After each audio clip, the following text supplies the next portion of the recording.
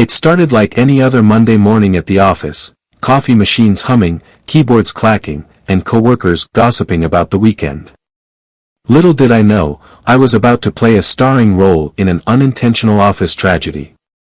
Our company, a sprawling, chaotic ecosystem of about 300 employees, had just hired a new HR director. Let's call her Lisa. Lisa was a breath of fresh air, young, motivated, and ready to tackle the dumpster fire that was our HR department. From day one, Lisa dove headfirst into transforming HR. No more ignoring complaints about stolen lunches or shrugging off inappropriate comments in Slack channels.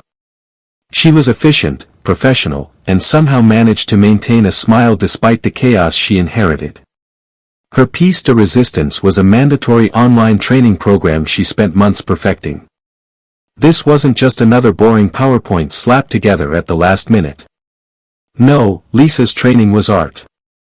Professionally shot videos, snazzy graphics, and engaging narration walked us through OSHA regulations, workplace behavior, and even how to properly clean the office microwave.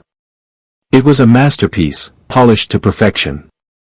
The training consisted of 10 short modules, each followed by a quiz. The whole thing would take about 90 minutes to complete, a small price to pay for workplace harmony, or so we thought. When the email announcing the training landed in our inboxes, I wasn't thrilled, but I figured I'd knock it out over lunch. I clicked the link, started the first module, and settled in for what promised to be a mix of corporate monotony and awkward acting. Then, out of pure boredom, I started fiddling with my keyboard. A stray thought popped into my head: what happens if I press some random keys while the video plays? I hovered my mouse over the video, hit the right Alt key, then tapped the right arrow. To my shock and awe, the video skipped to the end. And so did the quiz. I froze, staring at the screen. Had I just stumbled upon the holy grail of corporate life, a cheat code for mandatory training?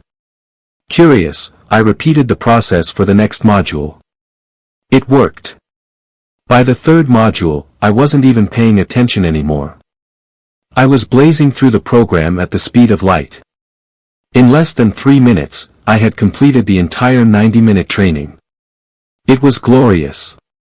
I felt like a hacker in a cheesy action movie. But instead of keeping my discovery to myself, I did what any socially awkward office worker would do: I told my office crush. Let's call her Emma. Emma laughed, her eyes lighting up with mischief. That's genius, she said. And then, with absolutely no sense of discretion, she told the person at the desk next to hers. Within minutes, the news spread like wildfire. By lunchtime, the entire office knew about the cheat. Co-workers huddled together, whispering and giggling as they blitzed through the training. The leaderboard for completion lit up like a Christmas tree, and by 2 p.m. every single employee had finished. It didn't take long for Lisa to notice. The first hint of trouble came when someone, a particularly loud and tactless coworker, mocked her effort in the break room. All that time spent on a training we finished in 2 minutes. What a waste! Lisa overheard.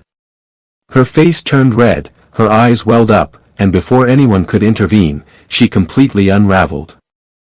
Sobbing uncontrollably, Lisa tried to explain how much effort she'd put into the program. But the words came out garbled between gasps for air. It was like watching someone's soul shatter in real time. The office froze in collective horror as Lisa's meltdown escalated. A manager rushed to her side, trying to console her, but nothing worked. Eventually, someone called an ambulance. I watched, horrified, as the EMTs wheeled Lisa out on a stretcher, still crying hysterically. That evening, I sat at home, replaying the day's events in my head. My stomach churned with guilt. Lisa wasn't just another faceless corporate drone, she was a dedicated professional who genuinely wanted to make our workplace better. And I had accidentally orchestrated her public humiliation. The next morning, the office was eerily quiet. No one dared mention Lisa's name, and the break room was a ghost town. I never saw her again after that. To this day, I can't help but cringe when I think about it. What started as a harmless shortcut turned into a chain reaction of chaos that broke one of the kindest people I've ever met. So, the next time you discover a cheat code in life, think twice before sharing it with your office crush. You might just end up regretting it forever.